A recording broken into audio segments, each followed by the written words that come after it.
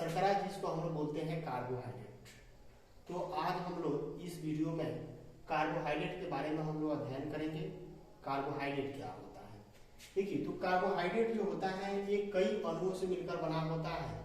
जैसे कार्बोहाइड्रेट में होता है ग्लूकोज, दूसरा फ्रुक्टोज, तीसरा सुक्रोज, चौथा स्टार्च या मंड, और फिर होता है सेलुलोज। सबसे पहले हम लोग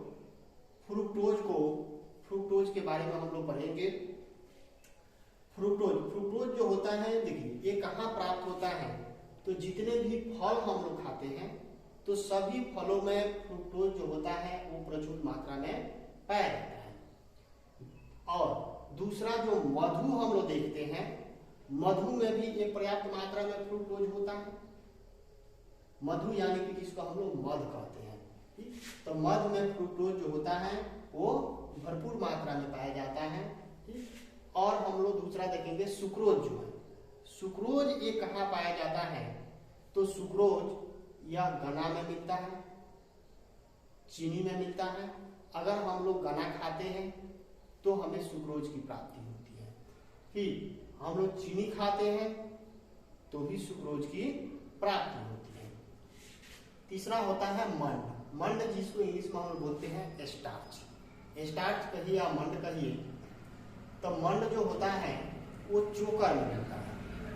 चोकर खाइए, चोकर में जब चोकर आप खाइएगा तो उसमें मंड की प्राप्ति होगी। यानी कि किसी भी खाद्य पदार्थ का अगर हम लोग छिलका खाते हैं, जिसको हम लोग छिलका कहते हैं, अगर छिलका उसको हम लोग हटाकर खाते हैं तो उसमें हमको मंड की प्राप्ति नहीं होती है। अगर हम छिलका खाते हैं तो उसमें मंड प्राप्त होता है। उसके बाद होता है सेलुलोज। सेलुलोज जो होता है वो सेलुलोज पेड़ों में मिलता है, यानी कि पेड़ की जो छाल होता है उसमें सेलुलोज की प्राप्ति होती है। जैसे कि कागज देखा जाए, पूछेगा एग्जाम में कि कागज में कौन सा कार्बोहाइड्रेट होता है, तो कागज में जो होता है वह सेलुलोज होता है, क्योंकि कागज जो बनता है वो पेड़ पौधे के छिलके से बनाई जाती है। तीसरा हो गया नोट। पूछा जाए नोट में कौन सा कार्बोहाइड्रेट है, तो नोट में जो होता है इसमें भी सेलुलोज पाया जाता है, क्योंकि नोट भी जो बनता है वो पेड़ पौधे से ही बनाया जाता है। यानी कि पेड़ पौधे के छिलके से या पेड़ पौधों से जो भी पदार्थ बनेगा उसमें सेलुलोज पाया जाता है। पूछा जाए कि कुर्सी में कौन सा कार्बोहाइड्रेट होता है, तो कुर्सी में आपको सेलुलोज पाया जाता है, क्योंकि कुर्सी भी जो है वो पेड़ पौधों से बनाई जाती है। फिर अगला हम लोग देखेंगे काइटिन। काइटिन जो होता है, काइटिन किसमें पाया जाता है? तो काइटिन एक कीट में होता है या मछलियों में होते हैं। जैसे कीट हम लोग देखते हैं, बहुत सारे छोटा छोटा जो कीट होता है, जो ऊपर वाला जो उसका कवर होता है वो काफी तगड़ा होता है, वो काइटिन की बनी होती है। फिर हम लोग मछली अगर देखेंगे तो मछली का जो ऊपर वाला भाग होता है जिसको हम लोग चैया कहते हैं, तो चैया में जो होता है वो काइटिन पाया जाता है, ठीक? इसीलिए अब देखिए हमारे शरीर में जो होता है सेलुलोज और काइटिन, इनका पाचन हमारे शरीर में नहीं होता है। ये सेलुलोज को पचाने का जो पदार्थ होता है वो जानवरों में पाया जाता है। इसीलिए जानवर अगर पेड़ पौधा के छाल को खाते हैं, पचा देते हैं। वो लोग कागज खा जाते हैं, वो भी पच जाता है। अगर नोट रुपया को भी खा जाते हैं तो वो भी उसमें पच जाएगा, क्योंकि जानवर जो होता है उसमें सेलुलोज पचाने वाला एंजाइम पाया जाता है। वही कीट देखिए, तो कीट का जो ऊपरी भाग होता है, ठीक है, वो काइटिन की बनी होती है और उसका भी पाचन हमारे शरीर में नहीं होता है। इसीलिए हम लोग क्या करते हैं कि मछली खाने से पहले, जब भी हम लोग मछली खाते हैं तो मछली का चैया निकाल देते हैं। अगर मछली का चैया हम लोग खा लेंगे, ठीक है, तो उसका हमारे शरीर में पाचन नहीं होगा। अगर पूछा जाए सबसे मीठी शर्करा इसमें से कौन सा होता है, तो सबसे मीठी शर्करा जो है वो फ्रुक्टोज होता है। यानी कि जो किससे प्राप्त होता है? फल से प्राप्त होगा। जो भी हम लोग फल खाएंगे उससे फ्रुक्टोज प्राप्त होता है। और सबसे मीठी जो शर्करा है या सबसे मीठी कार्बोहाइड्रेट जो है वह कौन सा होता है, तो फ्रुक्टोज होता है। फ्रुक्टोज जो होता है यहाँ पर सबसे मीठी शर्करा होता है। दूसरा है स्टार्च जल्दी गल जाता है। इसको कहने का मतलब कि स्टार्च जो है जिसको हम लोग चोकर कहते हैं, ठीक है, चोकर में जो पाया जाता है और कैप्सूल में पाया जाता है, तो यह हमारे मुंह में जाते ही ये गल जाता है, ठीक। और इसीलिए कैप्सूल जो भी दवा का जो ऊपर वाला जो कवर होता है, जो दवा का ऊपर वाला भाग है, कवर है, वह स्टार्च का बनाया जाता है, क्योंकि मुंह में धरते ही वो गल करके समाप्त हो जाता है। फिर उसके बाद आया सेलुलोज। सेलुलोज और काइटिन मानव में नहीं पाया जाता है, यानी कि सेलुलोज और काइटिन मानव में नहीं पाया जाता है, यानी कि सेलुलोज और काइटिन का पाचन हमारे शरीर में नहीं होगा। उसके बाद आया कार्बोहाइड्रेट। कार्बोहाइड्रेट ऊर्जा प्रदान करने वाले पदार्थों का वर्ग होता है, यानी कि जो भी कार्बोहाइड्रेट है, ये कार्बोहाइड्रेट में जितना भी है, चाहे ग्लूकोज हो, फ्रुक्टोज हो, सुक्रोज हो, स्टार्च हो और सेलुलोज हो, काइटिन हो, ये सभी ऊर्जा को प्रदान करते हैं, ठीक है। यानी कि इसमें से जो भी है वो किसी न किसी जीव में जाकर के और एनर्जी बनाने का काम करते हैं। कार्बोहाइड्रेट ऊर्जा प्रदान करने वाले पदार्थों का वर्ग होता है।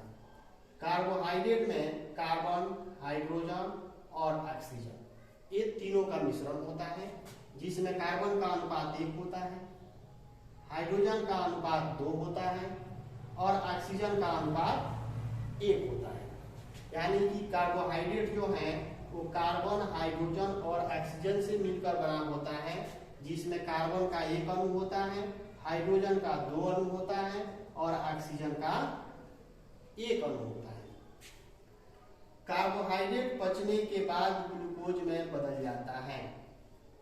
कार्बोहाइड्रेट पचने के बाद ग्लूकोज में बदलता है, यानी कि जो भी इसमें कार्बोहाइड्रेट है, जैसे हम लोग अगर फ्रुक्टोज लेते हैं, हम लोग ग्लूकोज लेते हैं, हम लोग मंड लेते हैं, अगर इसमें से कोई भी कार्बोहाइड्रेट का भाग अगर हम लेंगे, हमारे शरीर में जब उसका पाचन होगा तो वह किस में बदल जाएगा, तो कार्बोहाइड्रेट जब बचता है तो वो किस में बदलेगा, ग्लूकोज में बदल जाता है और ग्लूकोज के रूप में बदलेगा और तब उसे ग्लूकोज के रूप में हमें शरीर में एनर्जी प्राप्त होती है। कार्बोहाइड्रेट पचने के बाद ग्लूकोज में बदल जाता है और ऑक्सीजन के साथ मिल करके वो ऊर्जा प्रदान करते हैं। यानी कि ग्लूकोज में जब बदलेगा और हम लोग ऑक्सीजन लेंगे, ठीक है, और ऑक्सीजन लेंगे तो ऑक्सीजन के साथ मिल करके वो हमारे शरीर को ऊर्जा प्रदान करते हैं। शरीर में कुल ऊर्जा का लगभग 70% भाग प्राप्त होता है, यानी कि शरीर में जितनी हमको एनर्जी मिलती है उसमें से 70% एनर्जी, यानी कि टोटल 100 अगर मिलता है तो 100 में से 70% एनर्जी जो है वो हमें कार्बोहाइड्रेट से प्राप्त होता है। यानी कि शरीर के अधिकांश भाग को ऊर्जा की प्राप्ति जो होता है वो कार्बोहाइड्रेट के द्वारा होता है। 1 ग्राम ग्लूकोज में 4.2 कैलोरी ऊर्जा की प्राप्ति होती है। यानी कि 1 ग्राम अगर ग्लूकोज को निकाला जाए, 1 ग्राम अगर ग्लूकोज हमको शरीर को प्राप्त होता है तो उससे एनर्जी जो है 4.2 किलो कैलोरी प्राप्त होती है। इसके बाद हम पढ़ेंगे कार्बोहाइड्रेट। कार्बोहाइड्रेट मुख्य रूप से 3 प्रकार के होते हैं। कार्बोहाइड्रेट जो होता है मुख्य रूप से 3 प्रकार के होते हैं। एक को हम लोग बोलते हैं मोनोसैकेराइड, दूसरा को हम लोग बोलते हैं डाइसैकेराइड, तीसरा को बोलते हैं पॉलीसैकेराइड। पहला मोनोसैकेराइड, दूसरा डाइसैकेराइड और तीसरा पॉलीसैकेराइड। अब देखिए मोनोसैकेराइड क्या होता है। मोनोसैकेराइड जो होता है, मोनो का मतलब ही होता है एक, मोनो का मतलब एक होता है, यानी कि मोनोसैकेराइड यह सबसे सरल होता है क्योंकि इसमें एक ही यौगिक होता है, एक अणु मिलकर के इसमें बना होता है मोनोसैकेराइड, यानी कि यह सबसे सरल होता है, ठीक। जैसे इसमें आ जाता है ग्लूकोज, फ्रुक्टोज, गैलेक्टोज। मोनोसेक्राइड में आता है ग्लूकोज, फ्रुक्टोज और गैलेक्टोज, क्योंकि इसमें एक ही अणु मिलकर के यह बना होता है। मोनोसेक्राइड पर है, मोनोसेक्राइड में यह सबसे सरल होता है, ठीक है, यानी सरल यानी कि सबसे इसमें एक ही होता है। फिर दूसरा हम लोग इसमें पढ़े कि मोनोसेक्राइड में कौन कौन आता है, ग्लूकोज आता है, फ्रुक्टोज होता है और गैलेक्टोज होता है।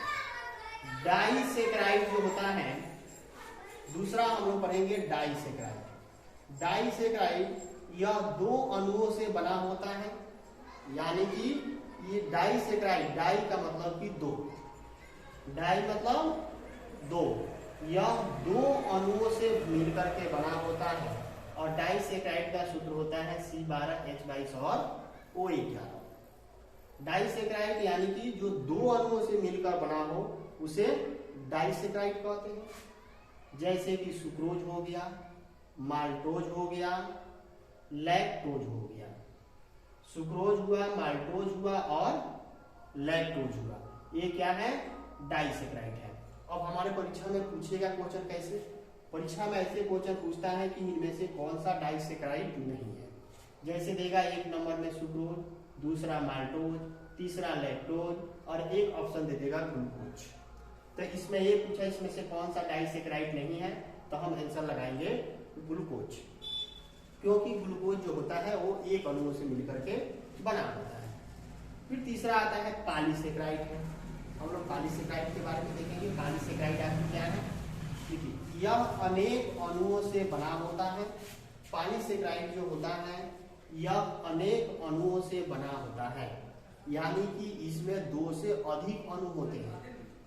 यह जल में अघुलनशील होता है, यानी कि पॉलीसेक्राइड जो है वो जल में नहीं घुलता है। बाकी ये मोनोसेक्राइड और डाइसेक्राइड जो है वो जल में घुल जाता है, लेकिन पॉलीसेक्राइड जो होता है ये जल में नहीं घुलता है। यह अनेक अणुओं से मिलकर के बना होता है, यानी कि इसमें दो से अधिक अणु इसमें होते हैं। यह जल में अघुलनशील होता है, यानी कि यह जल में नहीं घुलता। पौधों में पाया जाता है, यानी कि पॉलीसेक्राइड जो होता है पौधों में पाया जाता है। तो अभी हम लोग ऊपर पढ़े हैं कि सेलुलोज जो होता है वो पौधों में होता है, जिसका पाचन हमारे शरीर में नहीं होता है। यानी कि पॉलीसेक्राइड भी हम अगर खाते हैं तो हमारे शरीर में इसका पाचन नहीं होता। पाचन मानव शरीर में नहीं होता है, यानी कि पॉलीसेक्राइड का पाचन हमारे शरीर में नहीं होता है। हमारे शरीर में केवल पाचन किसका होगा, तो मोनोसेक्राइड का होगा, ठीक, और डाइसेक्राइड का होगा। देखिए इसमें देखिए पाचन इस शरीर में नहीं होता है, और इसमें आता कौन कौन है, जैसे मंड आ गया, ग्लाइकोजन हो गया, सेलुलोज हो गया, काइटिन हो गया।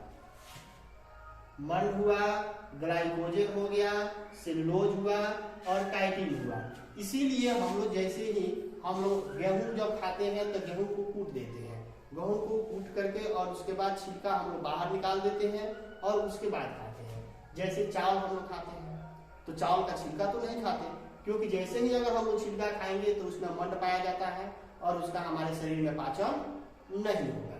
अगर चोकर हम लोग खाते हैं तो चोकर का हमारे शरीर में पाचन नहीं होता है, मंड, ग्लाइकोजन और ग्लूकोज। अब देखिए कार्बोहाइड्रेट, कार्बोहाइड्रेट अगर हमारे शरीर में ज्यादा मात्रा में होता है तो कार्बोहाइड्रेट अगर हमारे शरीर में ज्यादा मात्रा में होता है तो उससे शरीर की वजन बढ़ जाती है, यानी कि मोटापा बढ़ाता है, मोटापे बढ़ाने का काम करता है। अगर हमारे शरीर में कार्बोहाइड्रेट की कमी हो जाती है, हमारे शरीर में कार्बोहाइड्रेट की अगर कमी हो जाती है तो हमारा मोटापा जो होता है वो कम हो जाता है, वजन घट जाती है, ठीक। यानी कि और सबसे ज्यादा कार्बोहाइड्रेट जो मिलता है, कार्बोहाइड्रेट जैसे हम लोग अगर चावल खाते हैं तो चावल में ज्यादा कार्बोहाइड्रेट मिलता है। इसीलिए यह सलाह दिया जाता है कि अगर चावल आप ज्यादा खाते हैं तो आपकी मोटापा बढ़ जाएगी, क्योंकि चावल जल्दी पचता है और जल्दी पचने के कारण क्या होता है कि उसमें शर्करा की मात्रा ज्यादा होता है और हमारे शरीर में ज्यादा ऊर्जा की प्राप्ति होगी, और ज्यादा ऊर्जा अगर प्राप्त होगी तो हमारी मोटापा बढ़ेगी और वजन बढ़ जाएगा। ठीक, तो फिर हम लोग अगर मिलते हैं अगले वीडियो में।